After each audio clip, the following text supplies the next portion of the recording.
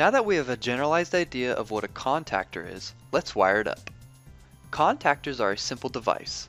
There are three line-level terminals at the top, L1, L2, and L3. These are used to connect the three phases of 480 volt power. There is a load side on the contactor as well. These are T1, T2, and T3, which are used to run motors. The line side will transfer power to the load side when the coil is energized. The coil is energized with 120 volt AC, an external control power that we supply. On the right of the contactor, we also see the auxiliary. This is a normally open terminal, just like the other three. The auxiliary connects 13 to 14 when the coil is energized, which is used to send a signal to the PLC.